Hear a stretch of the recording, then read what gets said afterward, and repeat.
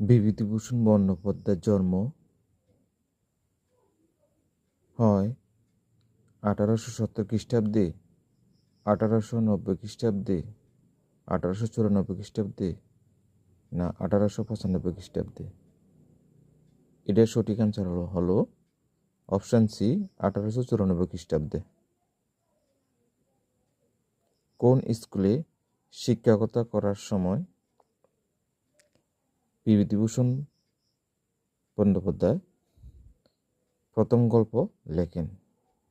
Option এতে আছে Barrackpore college, বিতে আছে হালিশহর স্কুলে, অপশান সিতে আছে সোনারপুর স্কুলে, আর অপশান ডিতে আছে হরিনাবি স্কুলে।